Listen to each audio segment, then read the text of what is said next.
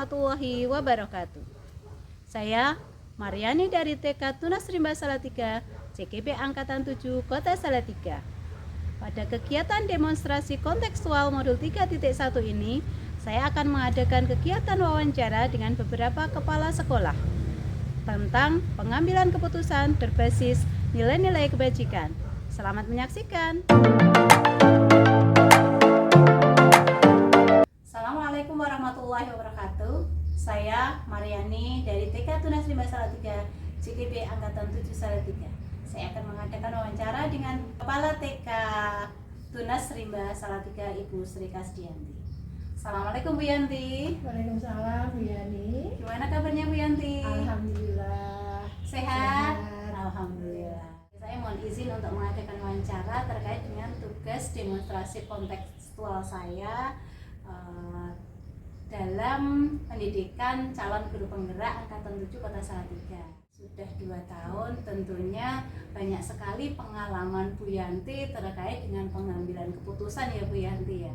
Pernah enggak Bu Yanti mengalami kasus yang berkaitan dengan dilema etika atau rujukan moral Bu Yanti?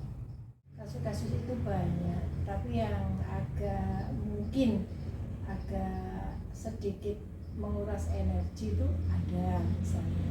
Misalnya kasus di sekolah kami, karena ada beberapa anak yang berkebutuhan khusus, itu juga membutuhkan banyak tindakan lah istilahnya, banyak pendekatan yang harus diterapkan kita ke wali murid. Kemudian dari kasus ini contohnya ada salah satu anak yang memang berkebutuhan khusus, dia hampir mirip dengan anak yang gimana ya, hiperaktif, kemudian agak ke ADHD juga ya, karena untuk konsentrasinya juga terkadang tidak bisa. Salah satu anak ini juga tidak pernah bisa diam dan tidak pernah bisa berkonsentrasi atau mengikuti apa yang diarahkan oleh bu gurunya. Jadi sebetulnya dari kita juga sudah berusaha semaksimal mungkin seperti itu. Dalam kasus tersebut, dilema apa yang Bu Yanti alami?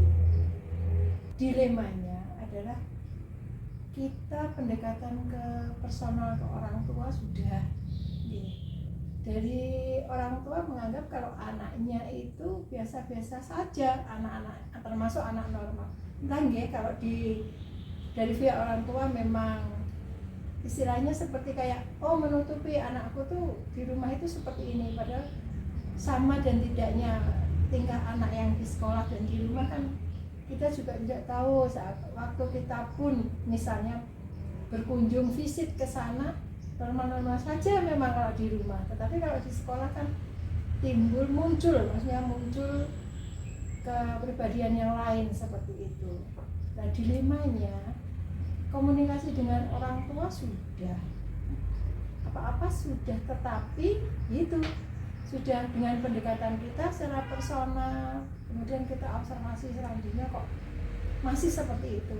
Bu Yanti rasakan apa ini yang bertentangan Bu Yanti? Yang bertentangan seperti ini, mungkin kita maunya anak misalnya anak ada semacam penguatan dari orang tua,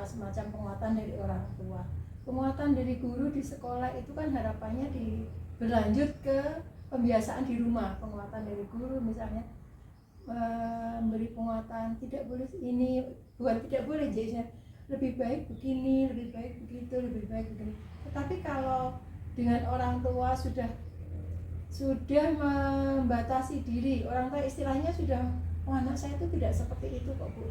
Jadi dilemanya kan di sekolah seperti ini, kemudian di luar seperti ini, seperti itu loh Bu. Jadi mungkin dilemanya tidak ada istilahnya benang merah antara sekolah dan orang tua. Jadi mungkin dari orang tua bisa dikatakan kurang mengakui begitu ya Bu. Kaitannya dengan kepentingan murid-murid yang lain apa Bu? Ini kan akhirnya kan akan menimbulkan kesenjangan dan seakan-akan kita ini tidak bisa bersikap adil kan seperti itu ya. Adil kan tidak harus sama ya dalam pemikiran seperti ini. Kalau si anak ini tidak bisa berkonsentrasi dan bertingkah semaunya sendiri, itu juga tidak adil buat teman-teman yang lain karena sudah merugikan waktu teman-teman yang lain untuk belajar seperti itu. Sedangkan orang tua sudah kita beritahu kalau kayak gini kan kasihan teman-teman yang lain, tetapi sudah Bu, saya sudah memberi penguatan seperti ini, sudah memberitahu si anak seperti ini. Pada dasarnya kalau akhirnya kembali ke sekolah akan seperti itu. Jadi kalau keadilan ke teman-teman yang lain seperti itu nggih, tetapi kita juga merasa kasihan kok anak ini seperti ini, tidak bisa walaupun dengan berbagai macam step penguatan sulit untuk berubah. Jadi kan hanya rasa iba yang ada di guru seperti itu. Baik, jadi kalau boleh saya simpulkan, jadi ada dilema etika, keadilan lawan kasihan ya, Bu ya. Betul, seperti itu. Ya. Lalu untuk mengatasi kasus tersebut, Bu Yanti punya tata kelola atau prosedur apa yang harus dipenuhi begitu, Bu? Seperti SOP di sekolah memang kita terapkan ya. Kemudian kita juga mengikat dengan istilahnya gimana ya, bekerja sama dengan pihak terkait, terutama kita matur ke dinas pendidikan dulu, ke PS kita, kemudian karena PS kita memberi sedikit muatan bahwa di dinas pendidikan itu ada suatu lembaga yang bisa menangani anak-anak yang berkebutuhan khusus. Akhirnya kita bekerja sama dengan pendidikan, kita masuk ke SRC Salatiga ya. Kemudian dari SRC sudah survei ke sekolah, ke kami, kemudian mereka evaluasi, mereka istilahnya pengamatan dulu, kemudian mereka mungkin menyimpulkan, kemudian dievaluasi apakah anak ini perlu untuk mendapatkan terapi di SRC. Ya alhamdulillah kerjasama ini berjalan baik, kemudian anak-anak juga yang berkebutuhan khusus sudah ke sana, si anak yang satu ini juga sudah ke sana, tetapi ya ada kendalanya juga seperti itu loh Bu Yanti. Ya, kalau boleh tahu Bu Yanti, kendala apa yang masih dialami oleh Bu Yanti atau pihak sekolah? Dari pihak kami, pihak sekolah terutama ya, karena saya istilahnya setelah dari evaluasi anak ini sudah masuk SRC, sudah beberapa kali mengikuti terapi, tetapi terkadang dari pihak orang tua itu kalau anaknya mau berangkat ke sana atau apa itu rasanya kayak malu seperti itu. Orang tua itu malu, anakku tuh kan normal, kenapa harus masuk ke, seakan-akan seperti mereka beranggapan kalau SRC itu kayak panti, kayak pihak rehabilitasi seperti itu mungkin ya, karena jadi bukannya mungkin bagi orang tua, bukannya anakku itu normal, dia kan juga dari segi fisik dan lain sebagainya memang mungkin normal ya. Kalau dari sekolah kan karena terbiasa dengan perkembangan psikologis anak dan lain sebagainya dari anak yang seperti itu ya, mungkin seperti itu Bu ya kendalanya. Jadi dari pihak sekolah pengen anak ini agar bisa berubah dengan terapi di SRC, kemudian dari pihak orang tua menganggap kok anak saya masukkan ke SRC, kok dimasukkan di SRC, seakan-akan anak saya ini punya kelainan dan berkebutuhan khusus seperti itu mungkin kendalanya. Berarti ada dilema lagi nih ya Bu Yanti Yeah. Kalau yang kedua ini dilema apa yang Bu Yanti rasakan? Kalau yang ini bagaimana ya? Kalau memang dilemanya mungkin ya hampir sama seperti yang pertama itu ya, karena anak pun mungkin karena terapi yang dari SRC itu tidak kembali bersinergi dengan di rumah, dilemanya timbul lagi seperti itu ya. Jadi sebetulnya harapan kami ada timbal balik, ada kerjasama ya, ada kerjasama antara sekolah, orang tua dan lembaga yang kita gandeng seperti itu, biar kondisi anak ini agak sedikit membaiklah menurut dari pihak sekolah ya.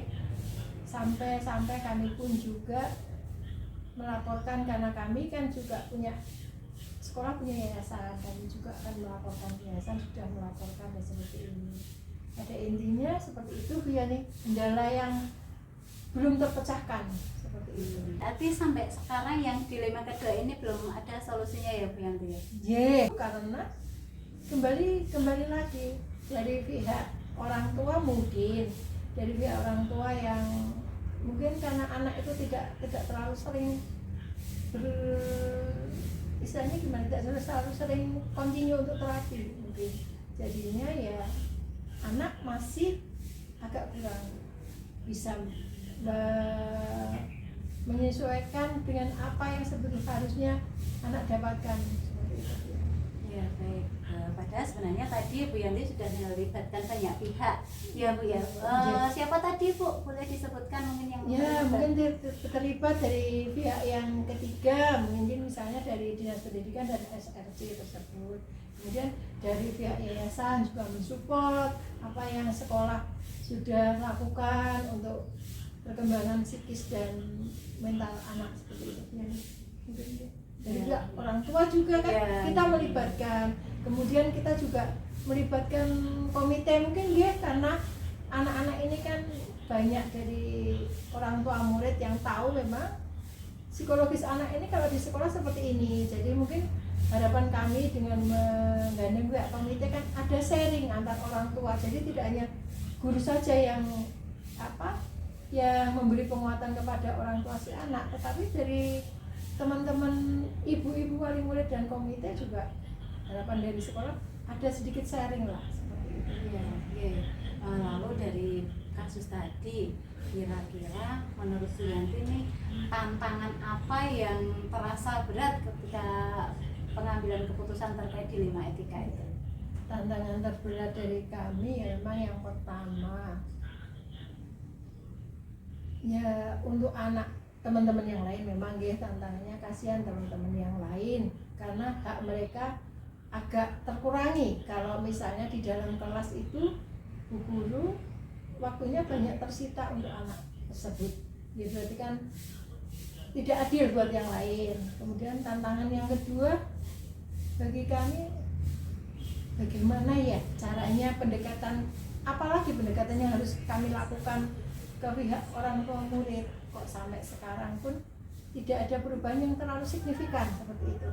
Jadi kembali lagi sebetulnya interaksi atau komunikasi, mungkin itu komunikasi yang memang benar-benar harus intens, yang kita harus berikan atau harus kita sedikit kembangkan antara kami dengan orang tua murid seperti itu. Kalau selama ini faktor apa yang mempermudah Bu Yanti dalam pengambilan keputusan terkait dilema etika tersebut? Sebenarnya dari faktor yang mempermudah itu banyaknya dukungan dari teman-teman sejawat seperti itu. Kemudian dukungan juga dari komite dan semua pihak yang ada di institusi kami. Ini ketika berada pada sebuah dilema yang efektif, menurut Bu Yanti apa nih? Kalau menurut kami yang efektif itu adalah apakah keputusan yang akan kita ambil itu sudah bisa mencerminkan bahwa itu bisa untuk perkembangan sekolah seperti itu. Ya, jadi pertimbangan ya untuk pertimbangan kebaikan sekolah. Terkait dengan apa yang telah kita obrolkan ini tadi, kalau bagi Bu Yanti kira-kira pembelajaran atau hikmah apa yang bisa dipetik Bu Yanti? Dari karakter anak yang berbeda atau pola tingkah anak yang berbeda dengan pendekatan yang penuh kasih sayang dan pendekatan yang terutama ya itu pendekatan yang penuh kasih sayang, anak akan bisa mencapai apa yang diharapkan kita. Ya, wah luar biasa nih ya Bu Yanti. Jadi tetap mempertimbangkan kepentingan, kebahagiaan dan keberpihakan pada anak, begitu ya Bu Yanti. Baik Bu Yanti, terima kasih banyak ngobrol-ngobrolnya hari ini, luar biasa pengalaman yang disaringkan Bu Yanti. Semoga sukses ke depannya. Semoga juga Bu Yanti dimudahkan dalam menunaikan Amin. amanah sebagai kepala sekolah ternyata Amin. karena ternyata memang tidak Benar, mudah dia ya Bu. tidak mudah jadi kepala sekolah. Nggih, iya. Oke, ngaten Bu Yanti, terima kasih. Assalamualaikum. Waalaikumsalam. Assalamualaikum warahmatullahi wabarakatuh.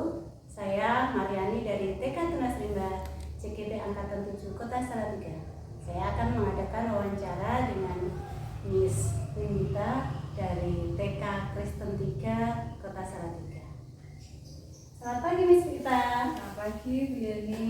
Gimana kabarnya Miss Winita? Baik, luar biasa. Sehat Miss Winita? Alhamdulillah.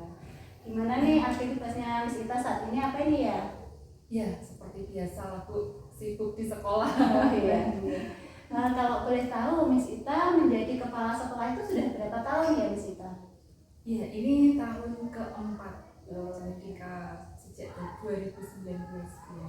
Ya, pasti Miss Ita sudah banyak pengalaman ya terkait dengan tugas kepala sekolah. Ya, hari ini mohon izin saya akan bertanya kepada Miss Ita. Miss Ita, berkenan ya Miss Ita? Kalau saya bisa, Iya. semoga. Oke, Miss Ita, selama ini bagaimana Miss Ita mengidentifikasi kasus-kasus yang merupakan dilema etika atau rujukan moral? Ya, mungkin boleh saya bertanya dulu. Iya. Yang dimaksud dengan dilema etika itu mungkin yang seperti apa dan rujukan moral itu yang seperti apa? Iya. Baik, mungkin sebagai gambaran ya Miss Ita untuk kasus yang terkait dengan dilema etika itu yang melibatkan Miss Ita dalam benar atau benar begitu. Misalnya ada dua pilihan sama-sama benar nih, nah itu gimana Miss Ita cara menyelesaikannya begitu. Kalau yang rujukan moral itu biasanya yang benar lawan yang salah gitu. Begitu Miss Ita, mungkin bisa menjadi gambaran. Iya, terima kasih Bu Yani. Iya. Mungkin kalau secara apa ya,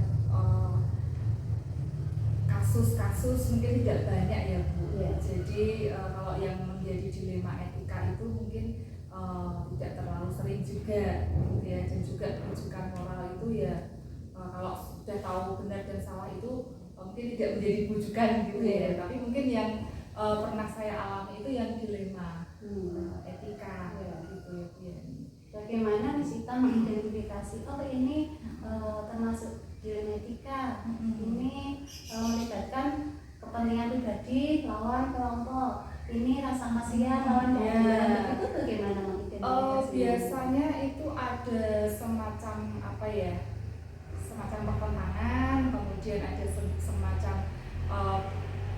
ya rasa apa ya, karena kan melibatkan rasa ya. Kalau etika itu kan berkaitan dengan diri sendiri dan juga orang lain, itu kan ada suatu perasaan yang sebenarnya ini harusnya seperti ini, tetapi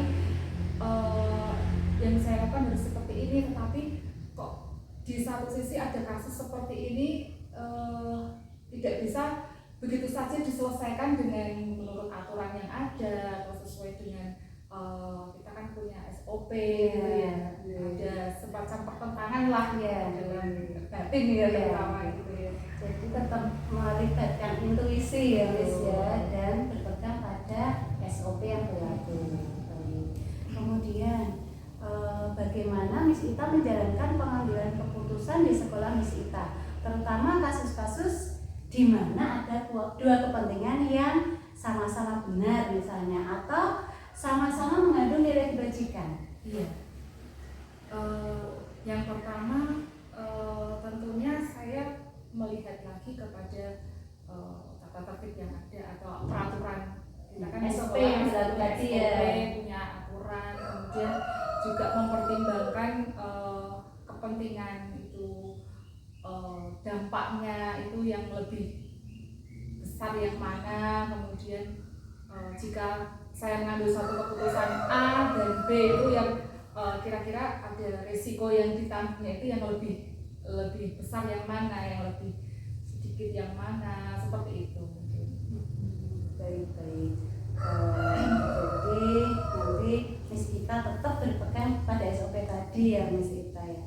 Kemudian langkah-langkah seperti apa yang biasa Miss Ita lakukan selama ini ketika menyelesaikan kasus? Mungkin kasus, saya beri contoh Ya, kasus gitu bisa. ya supaya lebih bisa menjelaskan. Iya. Mungkin ya, mungkin ada satu kasus yang pernah terjadi itu ketika Ibu Yani juga tahu ada salah seorang guru kami yang mengalami sakit gitu ya.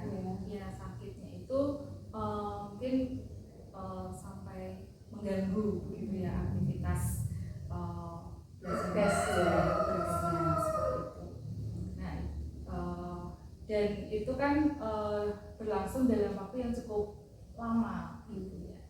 Nah, di situ ya tentu saja saya mengalami ya semacam pergumulan gitu ya, dilema. Di satu sisi ada rasa sayang, kasihan gitu ya dengan ibu tersebut. Di sisi lain ya kita kan di sekolah melayani anak-anak, itu anak-anak harus tetap terlayani dengan baik begitu. Nah, ya itu sangat apa ya dilematik begitu ya. Kalau saya meminta istilahnya ya ibu, karena saya melihat itu kondisi yang memang tidak disengaja dan tidak diinginkan ya sebenarnya. Di satu sisi teman saya tersebut masih memiliki semangat ya, semangat dalam mengajar, semangat dengan anak-anak itu, semangatnya itu luar biasa. Tetapi di sisi saya memang ada keterbatasan itu. Nah, karena itu ya saya ya dengan banyak pertimbangan ya tentunya, karena kami kembali lagi melihat ya ini memang tujuan kami kan pelayanan kepada anak-anak ya. Jadi ya terpaksa, dengan sangat terpaksa ya saya bicara sih secara baik-baik, saya dari hati ke hati itu ya bagaimana gitu kita cari solusi bersama gitu ya dengan guru tersebut seperti itu. Akhirnya ya kami boleh menghasilkan kesepakatan gitu ya. Akhirnya ada keputusan yang diambil yang itu berdasarkan apa ya saling pengertian dan kesepakatan kita. Lalu dari kasus tadi akhirnya keputusan yang diambil Miss Ita seperti apa? Apakah tetap menahan guru yang tersebut tadi untuk tetap menjadi bagian dari TK Kristen 3, atau akhirnya mohon maaf nih terpaksa lepas karena ada pertimbangan siswa tadi? Iya, sebenarnya dari hasil pembicaraan ya, kita bicara dari hati ke hati, tentunya dengan memperlihatkan kondisi yang ada ya, puji Tuhannya ibu tersebut yang apa ya memiliki kesadaran untuk ya sudah, saya menyadari kalau memang kondisi saya seperti ini, saya ya terpaksa tidak bisa melanjutkan seperti itu. Jadi maksudnya bukan saya yang harus mengambil keputusan untuk melepas begitu ya, tetapi sebenarnya kalaupun memang beliau masih ingin melanjutkan tugasnya itu, mungkin kita bisa mencari solusi yang lain seperti itu. Mungkin beliau tidak harus mengajar di kelas, ada tugas yang lain yang bisa dikerjakan. Jadi lega ya Miss Ita. Iya. Baik. Kemudian hal-hal apa saja yang selama ini Miss Ita anggap efektif nih dalam pengambilan keputusan pada kasus-kasus dilema etika? Iya. Ya seperti kasus itu ya. Saya sering kalau misalnya dilema etikanya itu berkaitan dengan beberapa pihak itu berkomunikasi tentunya gitu ya, supaya misalnya ada kayak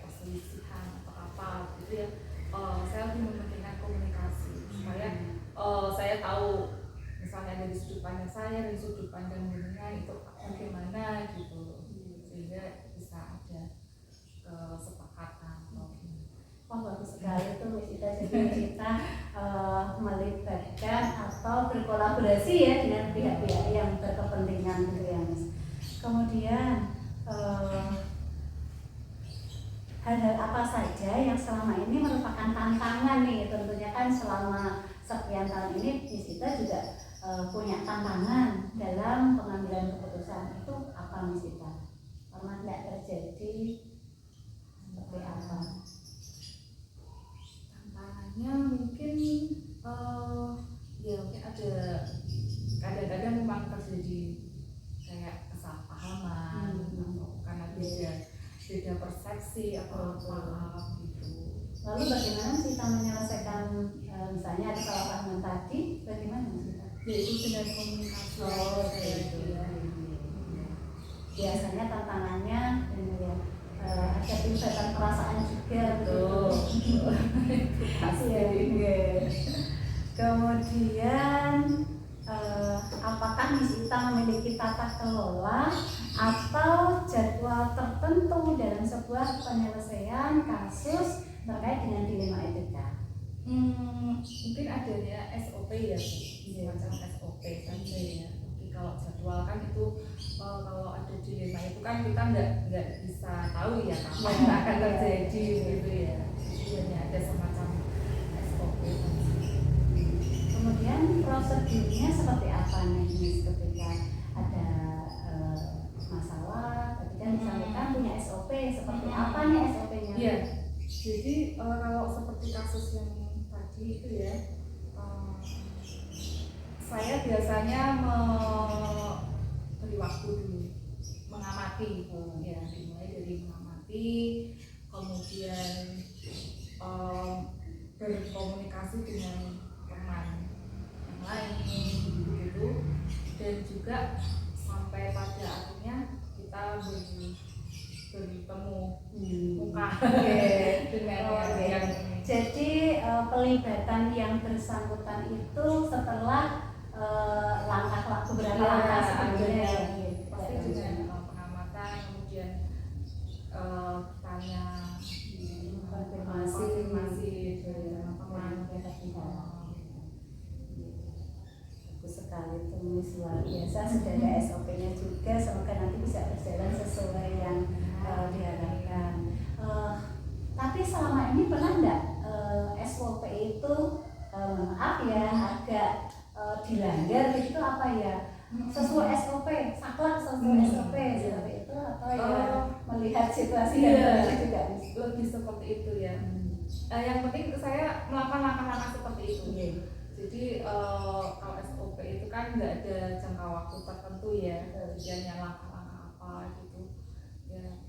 Biasanya saya melakukan seperti itu, tapi mungkin ada satu kasus itu pengamatannya lebih lama. Saya mengumpulkan data-data dulu ya, mengumpulkan informasi. Setelah saya rasa cukup valid nih informasinya, kemudian sudah saatnya untuk berkomunikasi itu baru. baik. Kemudian adakah seseorang atau faktor lain mungkin yang selama ini mempermudah atau membantu Miss Ita dalam pengambilan keputusan? Seseorang mungkin saya lebih berkonsultasi mungkin ya. Konsultasi itu dengan yayasan ya, karena kalau memang kepentingan sekolah kan, apalagi kayak kasus ada kepegawaian dan sebagainya kan, tentunya saya harus berkonsultasi ya dengan pihak yayasan gitu ya. Kemudian kayaknya udah cukup banyak nih saya mendapatkan gambaran dari Miss Ita nih. Satu hal lagi Miss Ita, dari semua hal yang Miss Ita sampaikan tadi, kira-kira pembelajaran apa nih yang bisa Miss Ita petik dari berbagai hal yang Miss Ita sampaikan tadi?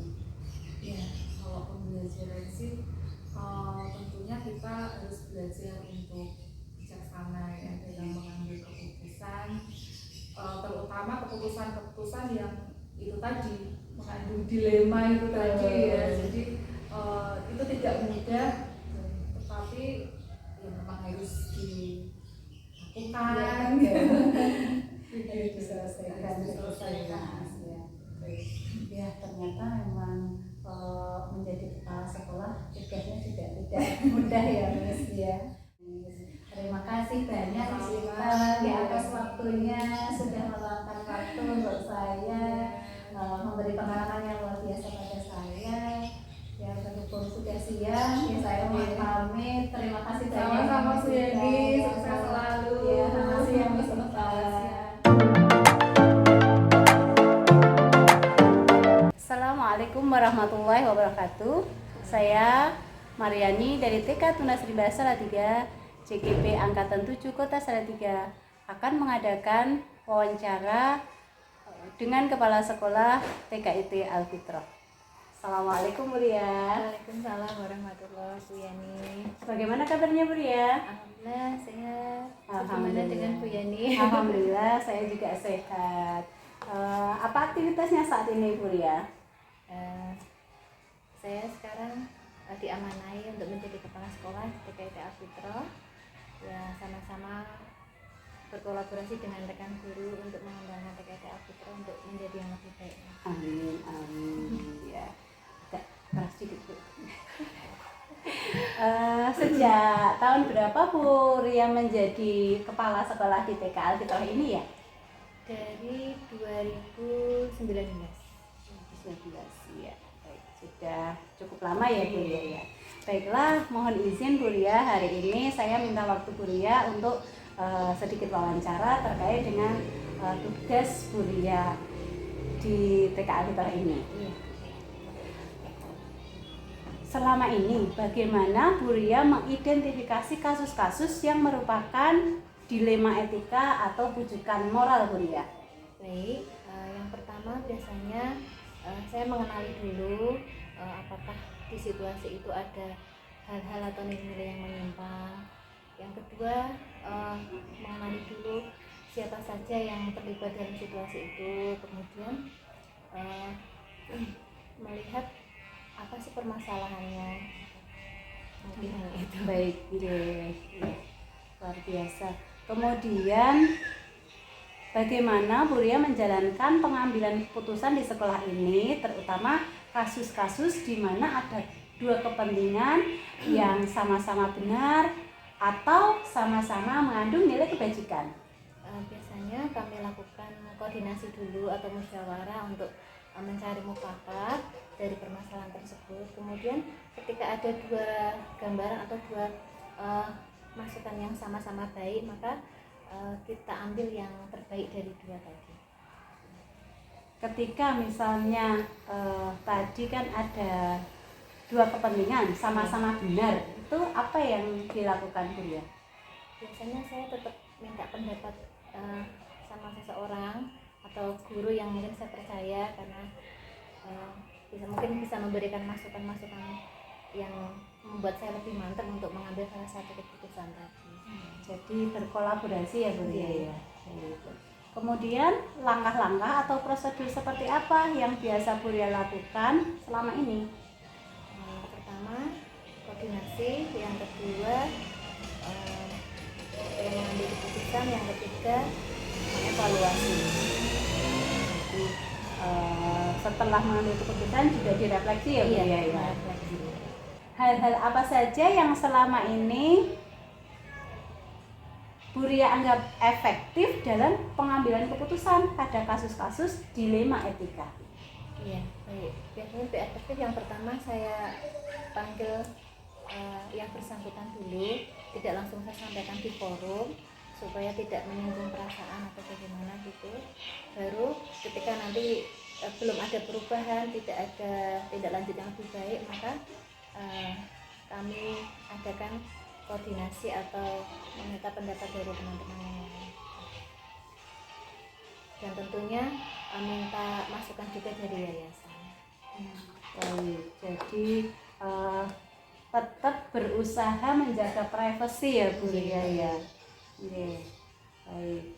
Setelah itu bagaimana Bu Ria mengambil keputusan terkait dengan kasus yang misalnya dialami oleh seseorang yang dipanggil Buria tadi?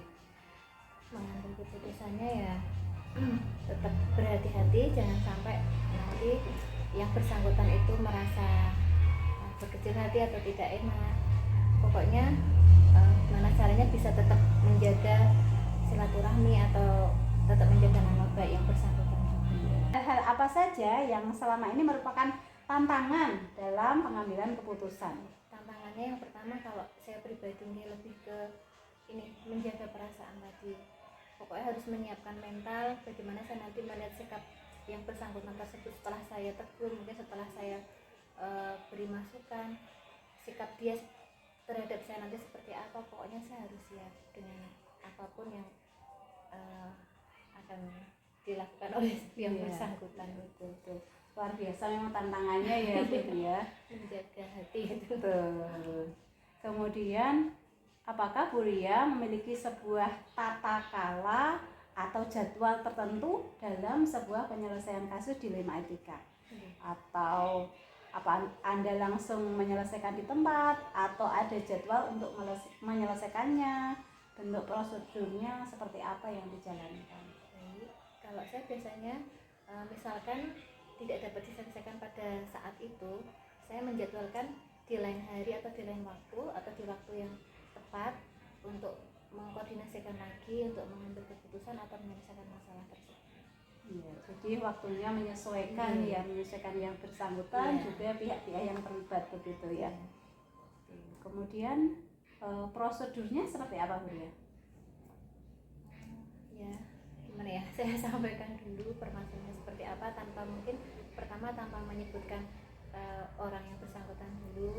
Intinya memberikan rambu-rambu atau apa ya, hal-hal yang baik dulu untuk bisa kita laksanakan bersama dulu tanpa menyebutkan seseorang yang tadi atau pelakunya tadi. Itu pokoknya untuk kebaikan bersama dulu, sambil memberikan masukan-masukan nanti atau langkah-langkah yang lebih baik bagaimana. Apa yang selama ini mempermudah atau membantu Bu Ria dalam pengambilan keputusan terkait dengan dilema etika? Memang ada, saya di sini punya mungkin rekan kerja yang benar-benar saya percaya, karena saya melihat beliau punya akhlak yang baik maupun jiwa sosialnya juga bagus, disiplin dalam mengajar dan sebagainya. Itu lebih saya percaya karena sering sekali saya minta tolong untuk diberi masukan atau sebagai bahan pertimbangan dalam saya mengambil keputusan. Apakah bisa dikatakan beliau cukup menjadi idola bagi Bu Ria? Iya, selama saya di sini beliau sosok guru yang saya acungi jempol, yang bisa sebagai center untuk teman-teman yang lain atau contoh yang baik untuk teman-teman yang lain. Jadi tetap melibatkan orang lain, terutama sosok idola ya Bu ya. Baik, tadi dari semua hal yang telah disampaikan Bu Ria, pembelajaran apa yang dapat Bu Ria petik dari pengalaman selama ini dalam mengambil keputusan? Kalau menurut saya sebagai kepala sekolah itu harus punya jiwa yang tegas, tetapi tetap merangkul, tetap menjaga dan memberi contoh, tidak hanya diktator atau menyuruh, meminta tolong, tetapi berusaha untuk memberikan contoh, terutama dalam mengambil keputusan. Tetap harus mementingkan untuk kebaikan bersama dan dapat dipertanggungjawabkan. Luar biasa. Luar biasa berat juga ya Bu Ria ya. Insya Allah. Iya. Baik, terima kasih Bu Ria atas waktunya, juga respon yang luar biasa dari Bu Ria. Semoga Bu Ria diberi kemudahan dalam menjalankan amanahnya sebagai kepala sekolah. Terima kasih atas waktunya. Saya akhiri. Wassalamualaikum warahmatullahi wabarakatuh. Waalaikumsalam warahmatullahi wabarakatuh.